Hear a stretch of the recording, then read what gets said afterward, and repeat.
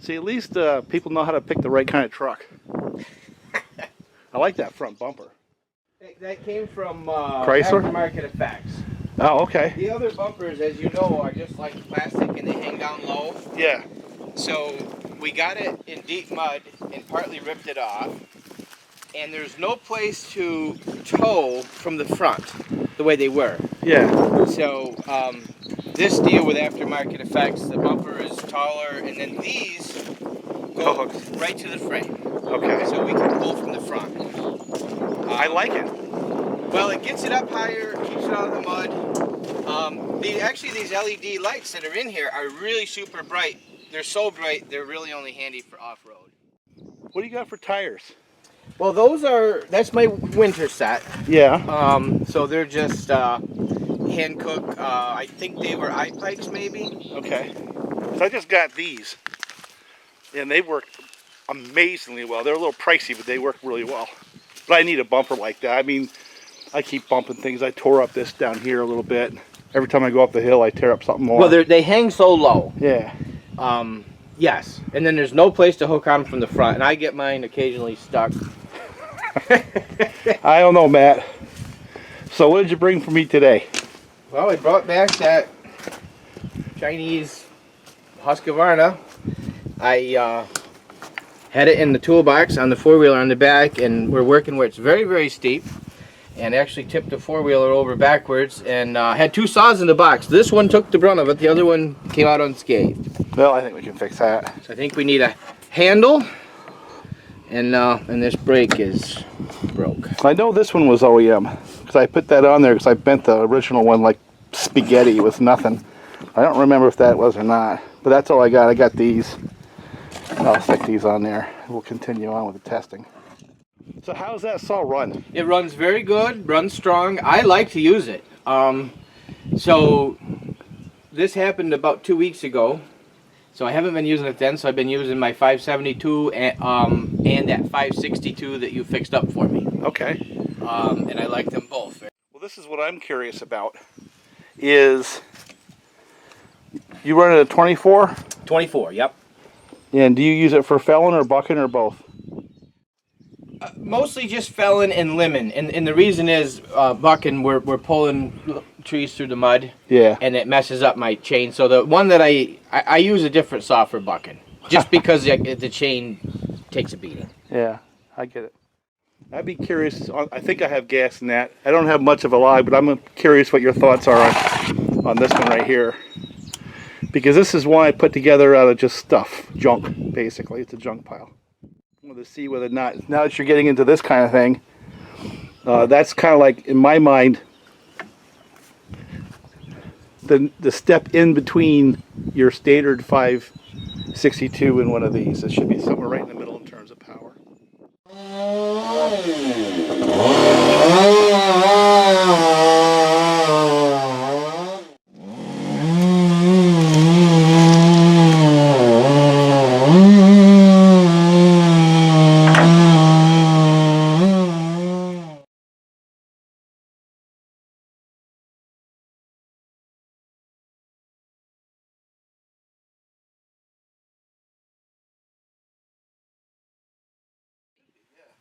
Shouldn't be earth-shattering, but it should be noticeable. Well, I would say it is. The one thing I do different, I got 24 on mine also. Yeah. That's gotta drag it down a little compared to a 20, right? Some, yeah. But yeah, I should a little bit. So what is different about that one than the standard 562? I put a thinner gasket in it, and I put a pop-up piston in it. So more compression. More compression. Does the thinner gasket change the timing a little bit? Just a little bit. Not much, but it does. That is correct.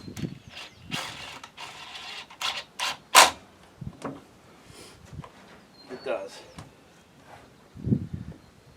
Hopefully not enough to, be a problem. But what I did was I also adjusted the intake port, and I left the exhaust long for a little more torque. Otherwise, if you let the piston stay under pressure for a little longer period of time before it opens up the exhaust, combination of the compression and leaving the exhaust a little long, the game was trying to make it a little stronger on the bottom. It might feel like a little bigger saw. I think you got a winner there. I like it. I've been running it this winter. I have a stock one I've been running it back to back with. And Do you think you feel the difference? the funny thing is if I was to go by my feel, it's not, like I said, it's just not earth shattering. You know what I'm saying? Okay. But when I put the clock on it, it's absolutely noticeable. I don't want to over or underplay it. You know what I'm saying? Mm-hmm. So the answer to the question is, yeah, I feel it, but I don't consider it like earth shattering. But it's something that's, if I rebuild a saw, You'd want to do it that way. yeah. Just get it started. Well, I do know, Walt, that a big part of the equation for me is having a saw that I can run all day. The 390 and 385 Too much. are getting to be too much for me. And bucking, I can buck with a big saw. You know, you're just basically making your cuts through. It's not like you're dropping trees with it and then limbing and everything. But carrying those big saws around all day is harder and harder for me.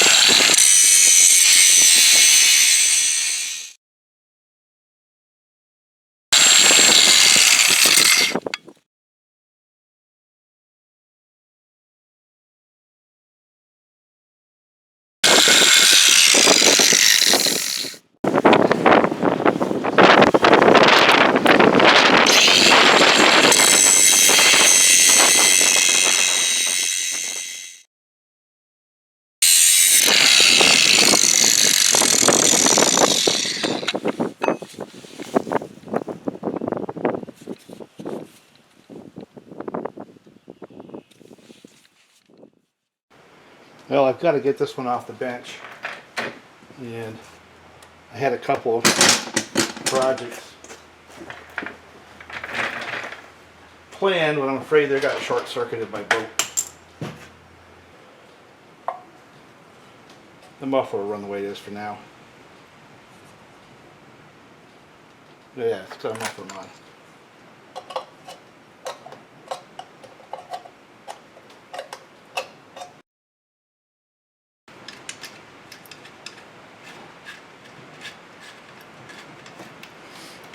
I want to check out this cool muffler opening they have right here.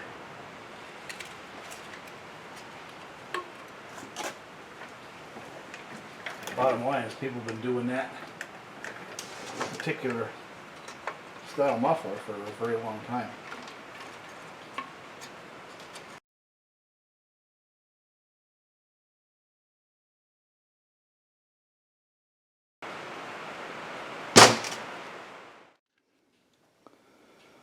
That right there is a 3-cylinder 80 horse Merc, and it's supposed to be a runner. We're going to find out in the next week or so. I kind of acquired a boat with an open area in the transom where I can test these motors. It's a little bit more difficult to test these than to go out and cut some wood down with a chainsaw. But we're going to have fun with it. And most of this goes on the other channel.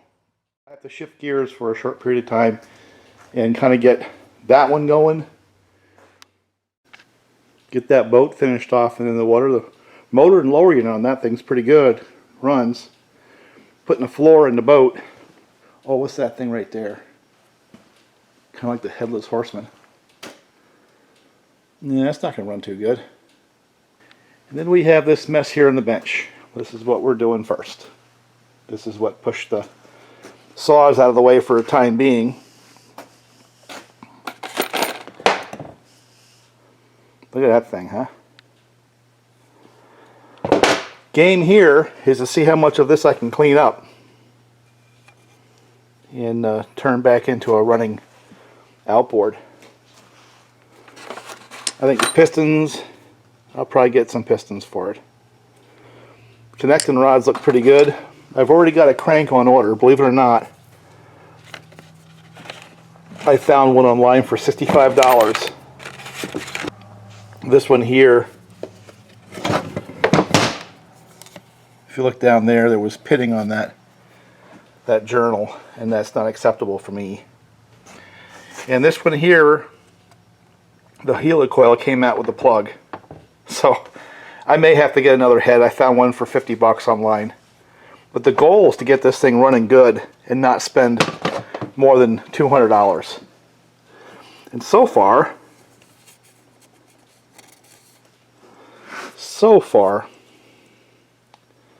it looks to me like it's something we can accomplish. The piston broke apart and it kind of scuffed a little bit in here, but man, it's just not nearly as bad as I would have thought. I don't know how to get a light over here so you can...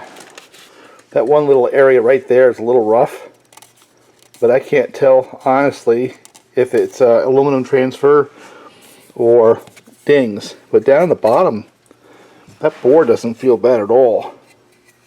And most importantly, other than that one spot, everything up here feels pretty good. What I'm going to try to do is hit this with a hone. Find another piston, another connecting rod, and some rings. Scuff it all up and see if it'll run. And that'll be... See, I have to get rid of that. I have to get a connecting rod. But I want to see if I can do it like with the chainsaws, you know? See if I can't get this junk pile build to go. And if it runs, it runs. If it doesn't, it was a gift. I have $0 in it. But it sure makes a good video. Now, the other thing I want to do is while I'm doing this, is I'm going to do like a video archive of all the bits and pieces as I tear it apart, but also archive how they were before I took them apart, as much for other people to look at and kind of keep track of things, but also for myself. So when I put it back together, should I have any questions, I'll have a video archive to look and see how things went back together. I'm not young anymore. It used to be I could tear these things apart and throw them back together and pretty much remember where every part went. But you get as old as I am, sometimes that keeping track of thing gets a little bit, well, you lose it. And I didn't know if this was going to get done in a week or a month or a year. So by doing a video archive, I can go back and reference. Now I did have to make a tool, literally the ugliest tool I have ever made. I'm sorry guys, but I just punched 3 holes with a torch and then scuffed them up with a grinder, and then I used that to lift the motor off. Because when you pick up these outboards, you really got to pick them up by the end of the crank. So if I can get this on here, and looks like I can.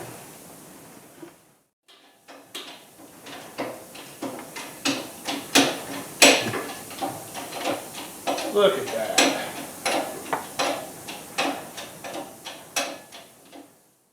That's what's going on. So the next couple of videos on the other channel are going to be about archiving the teardown. And it looks to me like I'll be able to start putting this back together next week. It seems like parts are available and they're cheap. So I've got a couple of pieces coming back. For example, I found a crank online that was supposed to be good for 65 bucks. These bearings are fine. So I'll see if I can combine that crank and these bearings, and then see if I can find some decent pistons and connecting rods, and I'll buy a new set of gaskets and I'll buy a new set of rings.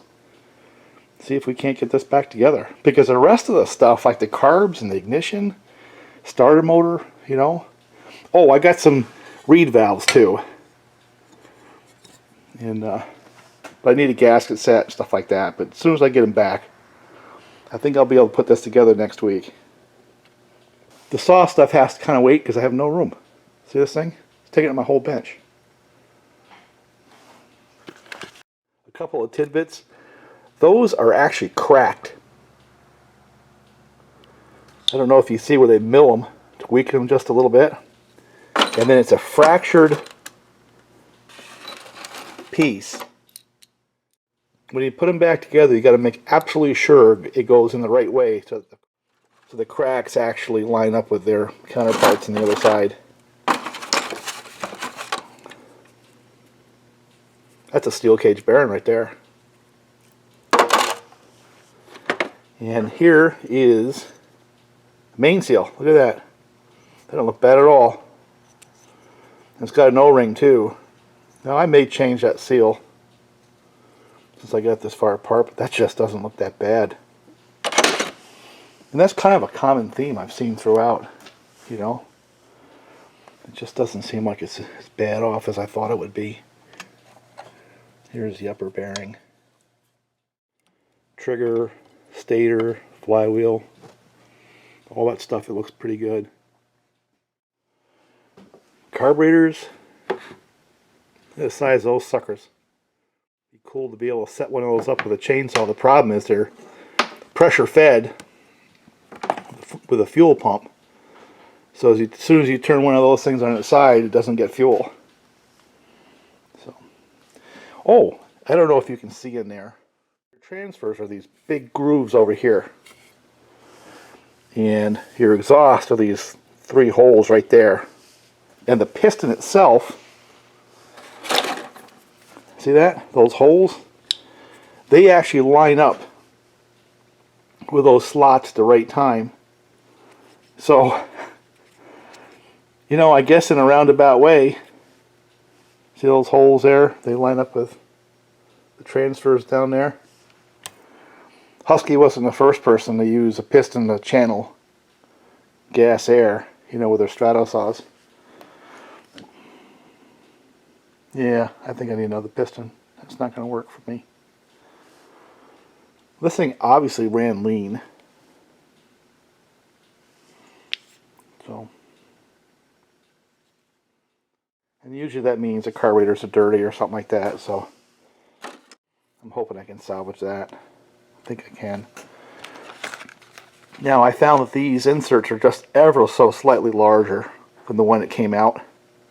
What I'm hoping is that I jam that sucker in there with a bunch of Farmertecs and it works. But if it doesn't, no big deal. So anyway.